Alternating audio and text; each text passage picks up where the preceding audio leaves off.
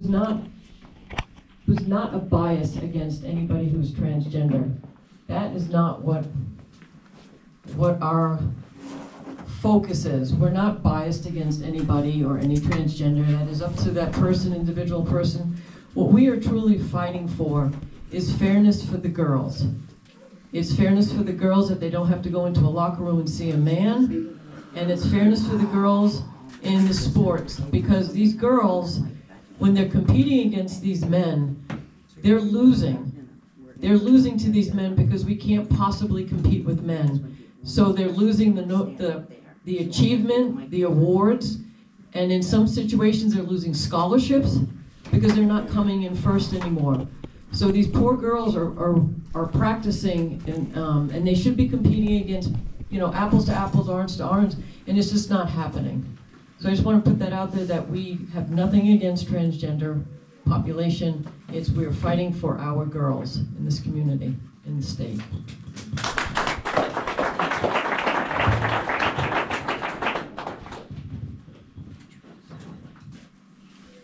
I would like to introduce Heidi Sampson, Director of the Maine Education and recently termed out state legislator. She was the ranking Republican member on the Education Committee.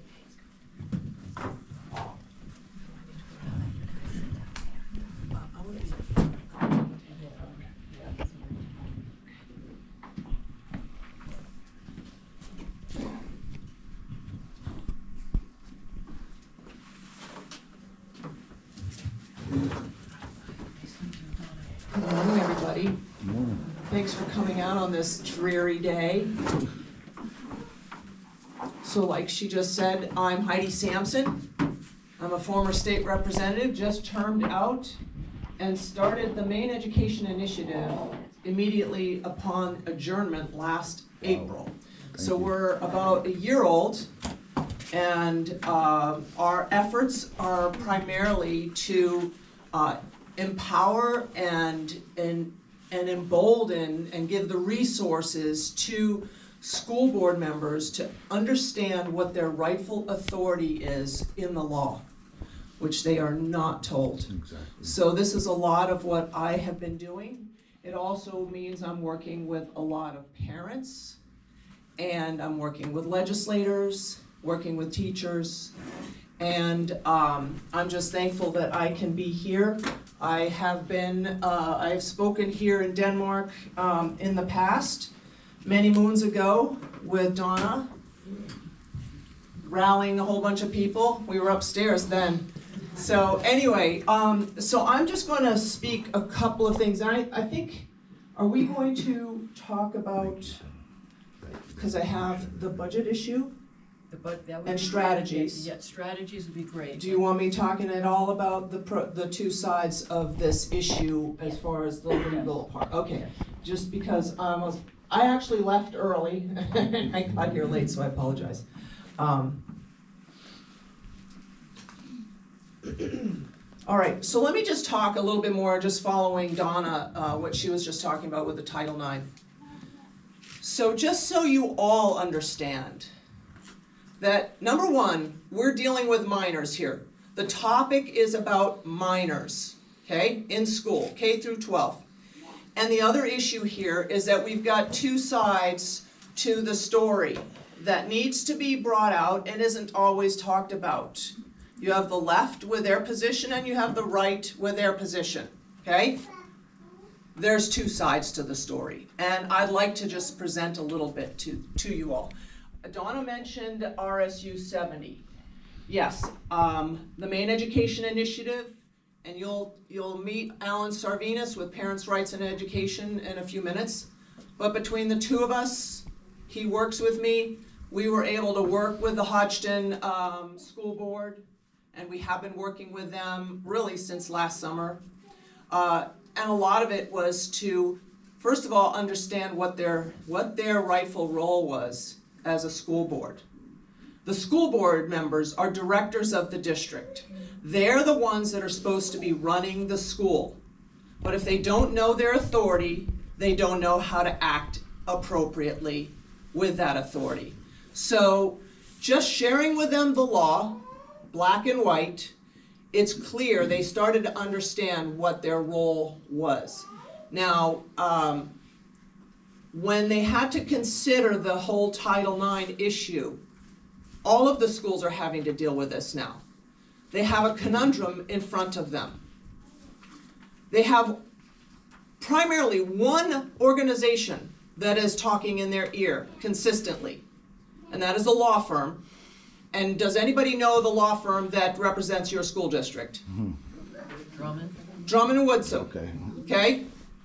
They have the corner on the market in the state of Maine as far as legal advice to superintendents and to school boards. Sorry, there's a pole between me and you folks over there.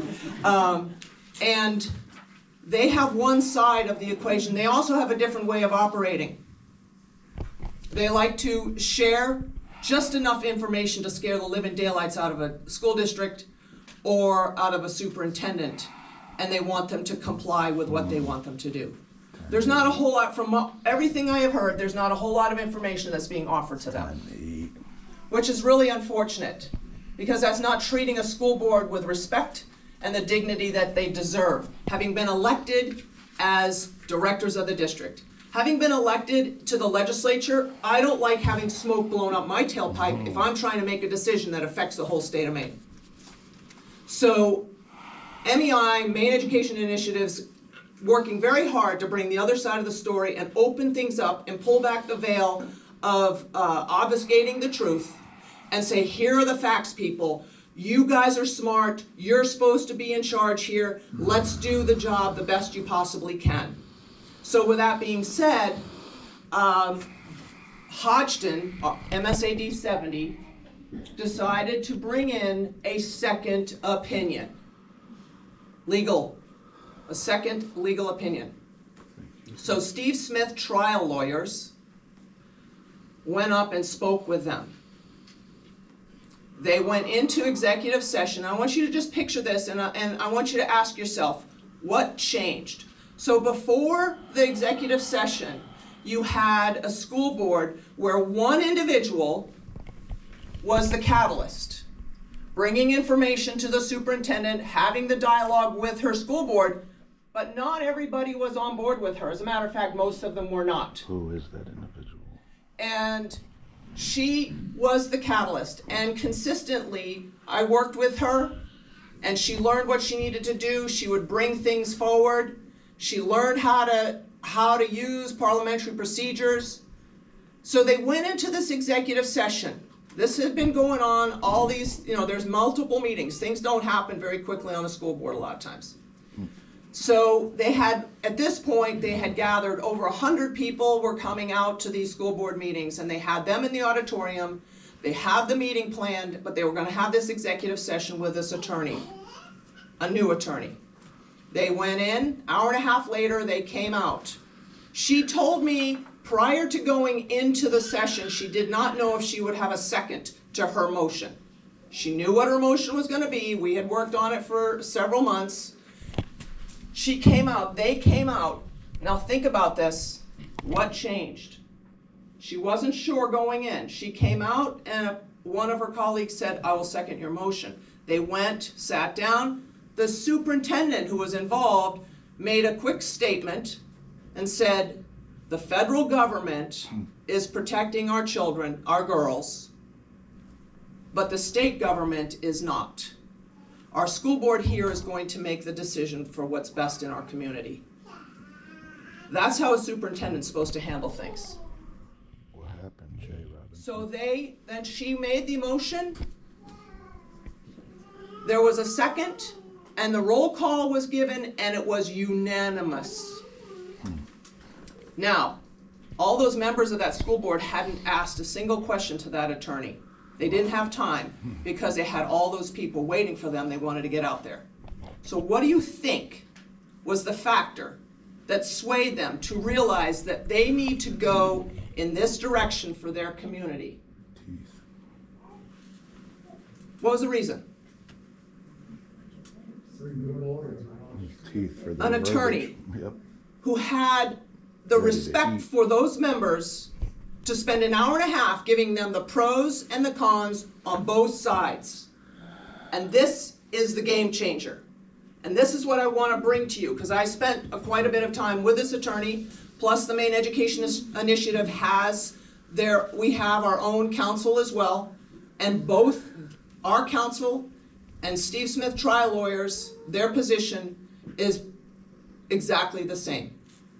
And I'm not going to get into all these different case laws and stuff like that. If you really want to go down a rabbit hole, you can dig these things up. However, Title IX was passed in 1972. Okay, I was still just a little tyke I think I was in junior high. But I benefited from Title IX. I was a two-sport college athlete. Doors were open for me when I was going into college.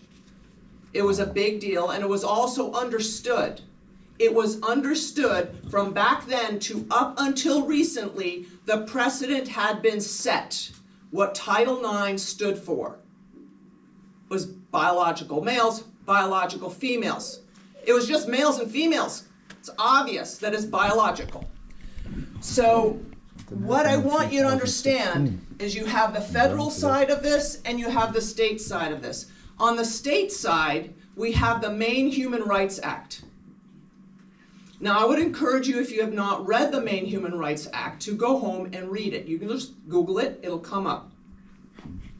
The Maine Human Rights Act, in and of itself, is a conflicted law. Why do I say that? Well, because it's talking about not discriminating against certain people groups and individuals. And there's a long list of them. But you have sex, gender identity. They added that a number of years ago, not too many years ago. You can either discriminate against one and not the other. You can't do both. So you can discriminate against sex and not discriminate against gender ideology, which, by the way, can be changing. It's a subjective, it's not an objective standard. Sex is.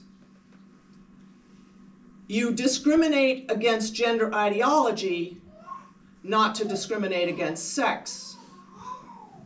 Do you see how there's a conflict there? This needs to be litigated at some point, because you can't have both. And it creates confusion. So that's a factor here. You need to understand that.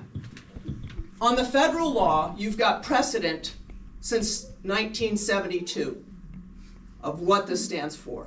By the way, our own governor cut her teeth defending Title IX issues. She benefited from it, going to law school, and all these opportunities that presented themselves for her. Conflict of interest. Cronyism. So it's a little interesting that after this is what she spent her career, the foundation of her career was on this. It's kind of ironic that she's kind of flip-flopped on this issue. Got in bed with the criminal faction. So you have a federal executive order, and then you have the state law. Where should schools go? Where are superintendents supposed to land on this? It is not an easy decision, folks, and you have a couple of options. And I want you all to understand, as the public, when you're dealing with your school board members, and I'm glad to see we have a school board member here from the district, from your district. Are there more? Yeah. All right. Well, I didn't recognize. I know one. You raise your hand. That's wonderful. Any other school board members here? Oh, wonderful. Look at you all. Thank you. Wonderful. Thank you for coming out. Because you know what? Being in your position, I've been in your position. I was on the State Board of Education for 5 years, and then in the legislature, dealing with hot issues. And you know what? It is so important. Elected officials need to learn the issue on both sides and not listen to an echo chamber. Your own people can be that echo chamber. I challenge you to listen to other sides too. So I'm trying to present to you both sides, and I'll say right up front, you can do nothing and just take a wait and see attitude. Yeah. That is an option. That's what they That is an wanted us to option. do. But Nope, what are some of the other options? time to eat. You can do what Hodgson did, because they're kind of their thinking, having spoken with them, is more that, okay, there's so much precedent on the federal side that we're going to essentially hedge our bets and we're going to lean on that side. I mean, I kind of look at it as a scale. It's like, how much information do we have on the federal side, and how much information that has substance do we have on the state side? This is not a slam dunk issue, people. Now, some people react strongly because it's Trump's executive order, and whatever he does, we're not gonna do it. Well, you know what? I'm sorry. You have to do your homework. I don't care. You know what? Even a broken clock is right twice a day. Time to eat. I'm just being as objective as I possibly can be. And you folks need to carry this on. You need to challenge other people who are only looking at things from one side and challenge them to consider the other side. These school board members are going to have to deliberate this. What side are you going to lean towards? Do you believe that Trump's interpretation, his executive order, his interpretation of Title IX, do you believe that's accurate? If you do, then you're going to lean in that direction. If you don't believe that, how many years has it been? 50 plus years of precedent is not enough, and we're gonna lean towards the Maine Human Rights Act, then you go in that direction. Consider the facts and consider them wisely. Now, the other thing I will just mention, if you look at state law versus federal law, the history of it, there's a whole series of examples of where states have stood their ground and say, we are not going to comply with federal law. Can any of you cite to me one example where states have sort of stuck a flag in the ground and said, we are going to stand our ground, and it lasted? Is there one example of a state winning? No. There is an example of a miserable war. That's one example, but there were others. So you have to understand that there's that aspect as well. And then there's the supremacy clause in the Constitution. What does that say? Come on, people, I'm a teacher. You're going to have to participate.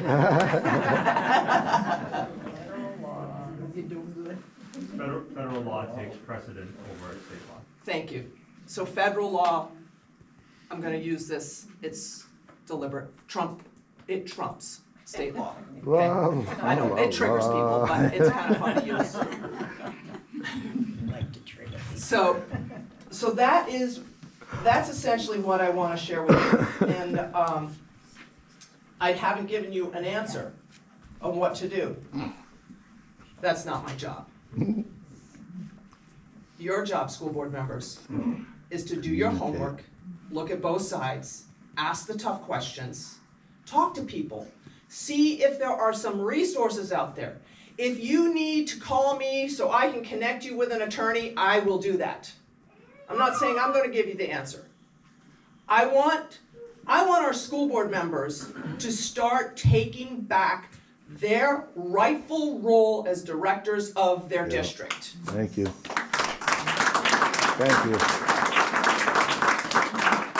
You have a lot of power, but unfortunately you have two organizations, and they already know that I'm not the biggest fan of them, so it's not going to surprise anybody. But you have Maine School Management, who, by the way, newsflash, has no legislative authority over school boards. Yeah. No, they make it sound like they do. Where's my cheeseburger? Show me where it is in statute that they have authority over a school board. The superintendent does not have authority over the school board. What did I tell you? The Jay superintendent Robinson? Where's serves my cheeseburger? at the pleasure of the board. Thank you. That means the superintendent can be removed if a board wants him removed. He doesn't think so. So they need to understand the lane they drive in, Goodbye, and the school Jay. boards need to know the lane they Nice drive knowing in. And in case you're not sure, you can look it up in the law. It's MRSA 20-A 1001. That is the school board law. And how many school board members in here have been told that once you're elected, you're not accountable and you don't interact with the people who elected you? You're beholden now to the school only and not to your constituents. Not one hand. That's interesting because every other school board is told That's what I that. figured. They're told they do not answer to the people who elected them. They're find out otherwise. Which is number one, not constitutional, because what? We are a representative government. We the people.